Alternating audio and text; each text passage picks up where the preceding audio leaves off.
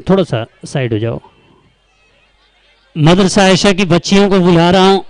ये वो बच्चियां हैं जो नीचे ही पढ़ती हैं, ऐसा नहीं है। हम लोगों ने बड़ी बच्चियों को इसीलिए स्टेज पर नहीं आने दिया कि पर्दे का खास ख्याल अगर हमारे स्टेज से नहीं होगा तो कहाँ होगा।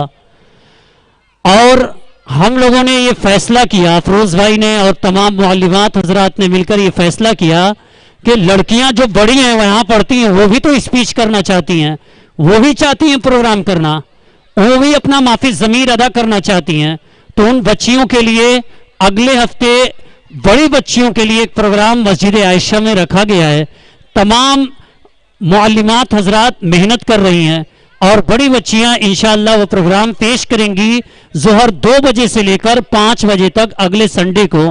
तो मैं तमाम माँ और बहनों से गुजारिश करूंगा कि आप उस प्रोग्राम का हिस्सा ज़रूर बनिएगा।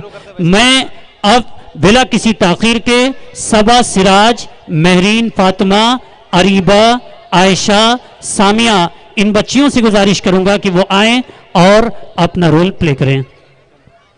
हाय, गुड इवनिंग। Good evening.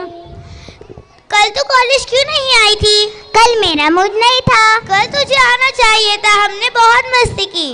उफ, मुझे लगा कल बहुत पढ़ाई होने वाली है इसलिए नहीं आई, लेकिन यहाँ तो कुछ उल्टा ही हो गया। तुम दोनों आने में इतना लेट क्यों हो गए? ये गिर गई थी, इससे चोट लग गई। चलो छोड़ो, ये दोनों का तो रोज का है। मैं तुम तीनों से क्वेश्चन पूछूं? हाँ, ऑफ कोर्स। तुम दोनों ऐसी कौन सी जगह है जहाँ तुम तीनों और सारे फ्रेंड्स रहते हैं पर फिर भी अपने आप को अकेला फील करते हो? मुझे नहीं पता। मुझे भी नहीं पता। मुझे भी नहीं पता। चल तू ही बता दे। क्या तुम तीनों को इतना भी नहीं पता?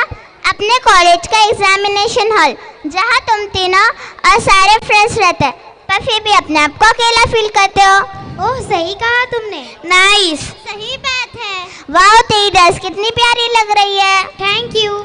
लेकिन तुझे इसका कलर सही लेना चाहिए था आजकल के फैशन के हिसाब से। Hey, look at here। तो तुम यहाँ मेरे ड्रेस के कलर की बात कर रही हो, जबकि ये दोनों लड़कियाँ कितने दिन से एक ही टाइप की ड्रेस पहन कर आ रही है। तुम इनके बारे में क्या कहोगी? हाँ, गर्ल्स कॉलेज होने के बावजूद भी ये दो लड़कियाँ अपने आप को इतना कवर करके आती है। चलो इनसे चलकर पूछते हैं। हाय, अस्सलाम वालेकुम व रहमतुल्लाहि व बरकातुहू। तुम जब किसी से मिलो या बात करो तो पहले सलाम करो। वालेकुम अस्सलाम व रहमतुल्लाहि व बरकातुहू। लेकिन सलाम का मतलब क्या है? इट्स मीन तुम पर सलामती हो और अल्लाह की बरकतें हो। वाह, ये तो हमें मालूम ही नहीं था।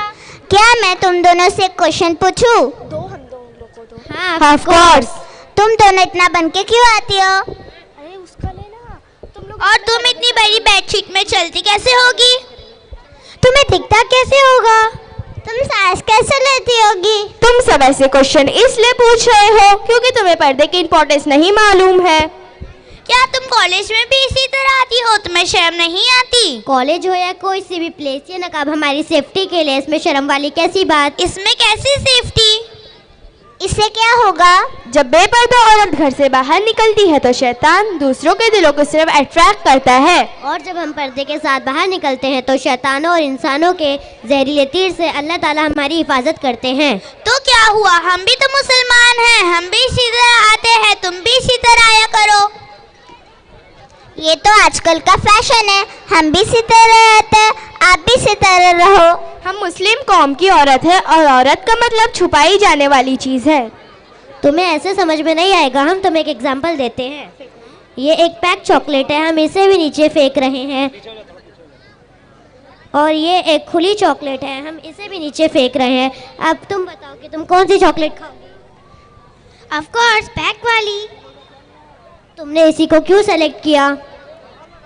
क्योंकि ये चॉकलेट पूरी तरह से पैक है।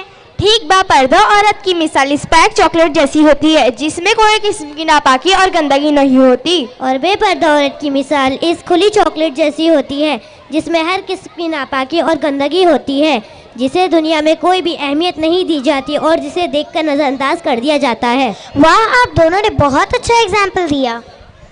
क्या इस्लाम में सारी पाबंदी सिर्फ औरतों के ऊपर है, मर्दों के ऊपर कोई पाबंदी नहीं? नहीं, ऐसा बिल्कुल नहीं है। जिस कुरान में अल्लाह ताला ने औरतों को पर्दे का हुक्म दिया, उसी कुरान में अल्लाह ताला ने फरमाया कि ए मर्दों, जब तुम अपने घरों से बाहर निकलो तो अपनी नजरें नीचे रख लो कि कोई औरत भी तुम्हारी नजर ना जाए। अल्लाह ताला मर्दों को भी तो पर्दे कम दे सकते थे। बहन, इतनी गलत सोच मत रखो। अल्लाह ताला ने मर्दों को पर्दे का हुक्म इसलिए नहीं दिया कि वो किसी भी तरह से रुस्वा ना हो सके। अब तुम्हें समझ आ जाएगा। हम तुम्हें एक एग्जाम्पल देते हैं। अगर हम तुम्हारे सामने एक पत्थर और एक हीरा रखे तो तुम बताओ तुम किसको संभाल के रखोगी? ऑफ कोर्स हीरे को। पत्थर को भला कौन संभाल के रखता है? ठीक, औरत की मिसाल हीरे जैसी होती है जो बहुत नाजुक और कीमती होता है, जिसे हम तिजोरी में छुपा के रखते हैं। अगर हम उसको सबके सामने नुमाइश के लिए छोड़ देंगे तो वो सेफ नहीं रह पाएगा। और पत्थर की मिसाल बापर्दा औरत जैसी होती है, जिसे हम कोई भी जगह छोड़ देंगे तो उसे कोई भी तरह की चोट नहीं पहुंचेगी। वाकई इस्लाम में उर्दू को बहुत ऊंचा मकाम दिया गया है, ये हमें आज पता चला है। इंशाअल्लाह हम इन बातों पर अमल करेंगे। इंशाअल्लाह। अस्सलाम वालेकुम व रहमतुल्लाहि व बरकातहू। वालेकुम अस्सलाम व रहमतुल्लाहि व बरकातहू। माशाल्लाह, इन बच्चियों ने बहुत ही बेहतरीन मैसेज दिया है पर्दे के सिलसिले में। मेरी प्यारी माँ बहनें, हम लोग जो बच्चियां हमारे यहाँ पढ़ती हैं उनके लिए रिस्ट्रिक्शन है पर्दे का, लेकिन हकीकत ये है कि इस्लाम में ही हुक्म है पर्दे का।